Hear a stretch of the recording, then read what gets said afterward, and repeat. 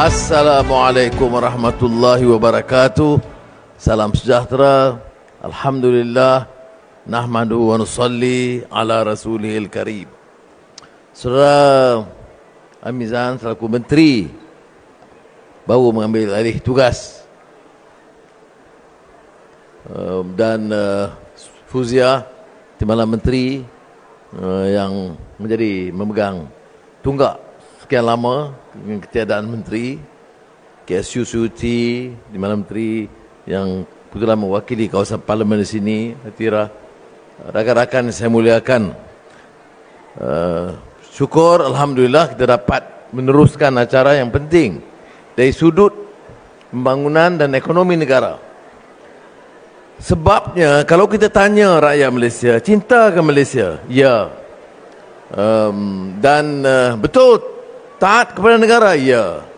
Tapi beli barang Malaysia kurang. Minum kopi dipilih kedai-kedai yang mahal-mahal. Sebab itu saya sebagai acara tetap sejak menjawat jawatan Perdana Menteri, tiap hari Jumaat sebelum solat Jumaat saya pergi ke warung atau gerai, minum kopi tempatan atau teh dan makan di kedai-kedai tempatan. Ini satu juga cara kita promosi barang Malaysia. Ini orang pendapatannya kecil, tetapi terbawa dengan pengiklanan yang kemudian membebankan dia. Pagi tadi saya mesyuarat dengan Yayasan Pelaburan Bumiputera. Kebimbangan kerana kesedaran Bumiputera untuk menyimpan itu kurang. Nak beli barang mewah. Pendapatan 2,000. Baju RM400. Ini kalau ikut teori ekonomi, ini dikupas oleh Veblen, orang pakar ekonomi yang menyebut teori conspicuous consumption. Maknanya dengan asakan iklan yang begitu kencang dan hebat, lagi besar syarikat, lagi kaya jaringan syarikat-syarikat peringkat antarabangsa, lagi kuat pengaruhnya, membebankan kita dengan pemikiran sehingga apa yang disebut oleh Veblen conspicuous consumption. Maknanya dia terpaksa membeli walaupun tidak mampu, terpaksa menunjuk hebat ikut trend walaupun membebankan ekonomi sendiri. Jadi kempen barangan Malaysia ini, pertama, harga itu jauh lebih sederhana ketimbang harga import.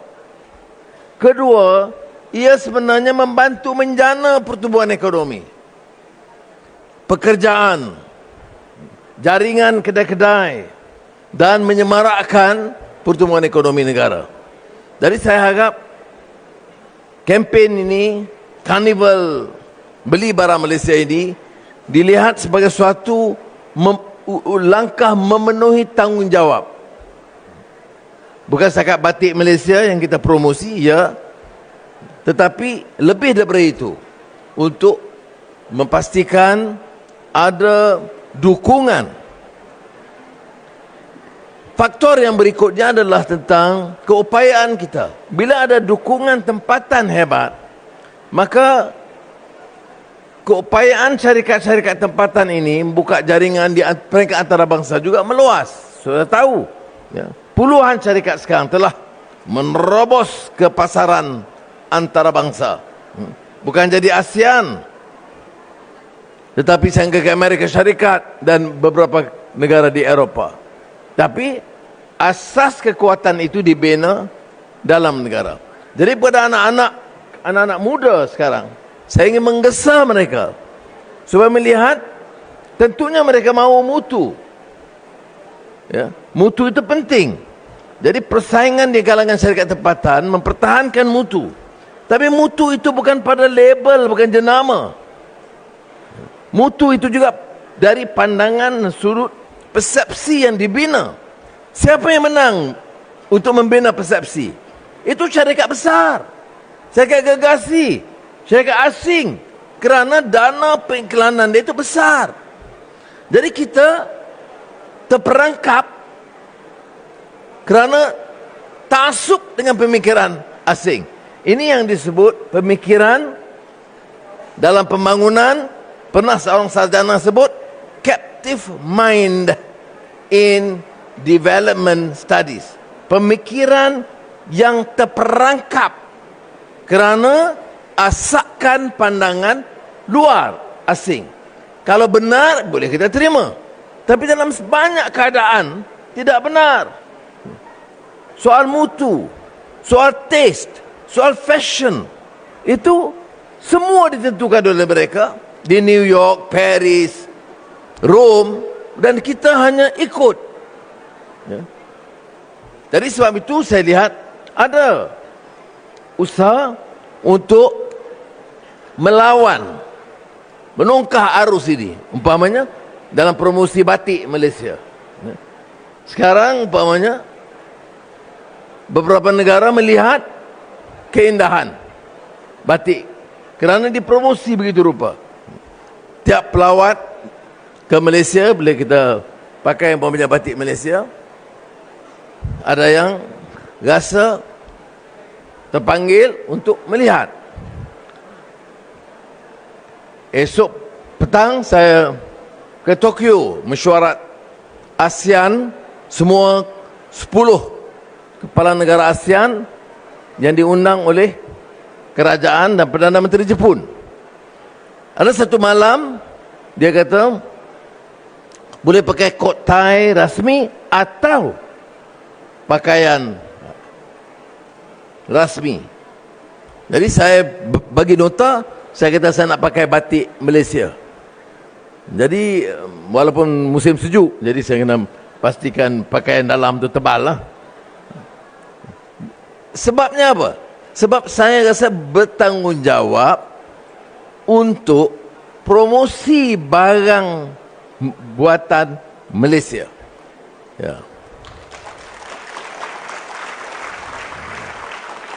Dan bukan saya begitu, saya akan rasa bangga dan akan beritahu di batik Malaysia.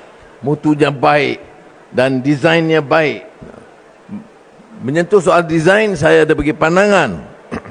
Kerana sementara saya tidak menafikan keindahan dan corak dan taste yang berbeza, saya anjurkan supaya pengusaha batik tempatan ini juga faham tentang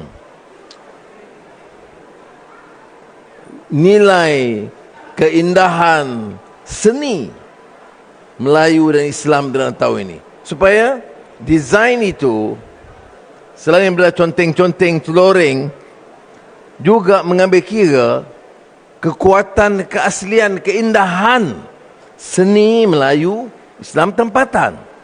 Jadi corak-corak itu boleh dibuat dan dikembangkan berdasarkan keaslian dan diindahkan ikut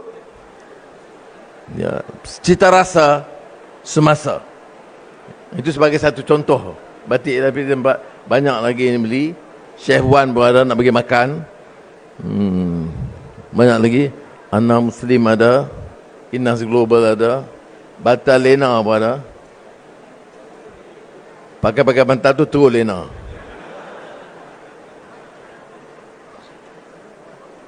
Ya, tentunya ada keterangan yang lebih ditekankan, dan seperti mana yang disebut oleh Menteri Amin Zamtan sebentar tadi, dalam belanjawan kita tambah peruntukan supaya ada galakan, dan ini termasuk juga dalam PMKS yang kecil dan sederhana yang kita galakkan. Tapi saya harap yang penting itu juga dukungan dan sambutan. Saya sediakan belanja dana, saya tak ingat, sekitar 20 juta ringgit tambahan untuk promosi syarikat tempatan. Bayangkan kerajaan sediakan dana untuk bantu iklan, kerana syarikat-syarikat ni kecil, nak lawan iklan besar-besar, satu halaman panggil model-model yang cantik dari Itali. Padahal saya lihat nak Melayu, nak Cina, Malaysia, Dayak, Kadazan pun lebih cantik lagi. Dia tak payahlah terpegun semuanya dengan yang asing. Jadi bukanlah masalah 20 juta itu nak cari model, tidak. Tapi maknanya nak ambil langkah promosi bahan-bahan tempatan. Dan seperti tahu, di antara lain macam franchise. Industri franchise di Malaysia ini, ya. Kalau yang tempatan itu mencecah 1.4 bilion ringgit. Berapa orang pekerja? 80,000 orang pekerja. Jadi kalau ada kesedaran kita untuk dukung, ya bantu. Saya tak terasa kurang darjat saya atau turun darjat saya kerana makan di gerai dan warung tiap minggu. Tidak terasa begitu. Saya anggap ini suatu, dan malah kopi ataupun makanan yang dihidang di warung-warung itu kadang-kadang lebih enak dari restoran 5 bintang dan lebih murah. Yang pentingnya tempatan. Jadi saya harap Menteri dan di mana Menteri Fuzia, KSU, Syuti dan kawan-kawan lain ambil langkah-langkah tambahan. Ada kesungguhan. Dan memang tentunya dalam kempen ini bermula dari Menteri dan KSU. Kalau nampak dia pakai pakaian jenama aja sudah boleh tanya, mana dia kempen barang Malaysia? Tidak, kita tidak mengharamkan, ya, pakaian atau makanan luar, tetapi harus ada, ya, perimbangan dan pertimbangan untuk membantu menjana pertumbuhan ekonomi dan membantu anak-anak kita, saudara kita yang giat berniaga dan mengusahakan syarikat-syarikat tempatan walaupun kecil-kecilan. Jadi sekali lagi saya rumuskan, jangan kita, terutama kalangan muda yang pendapatannya sangat sederhana, terpukau dengan propaganda dan iklan yang sebenarnya diupah untuk memperkuatkan, ya, dukungan kepada syarikat yang berkenaan, ya. Dan tidak bermakna orang yang tidak mampu mengupah model dan iklan besar-besaran tidak punya kekuatan, ya. Kalau kita lihat sejarah syarikat-syarikat ini pun mereka mula daripada peringkat awal, kemudian tercetus sebagai pengusaha yang berjaya. Sekali saya ucap tahniah pertamanya kepada pengusaha dan peniaga-peniaga yang turut serta, sekitar 150 yang bersama pada hari ini. Saya ucap terima kasih dan tahniah kepada mereka.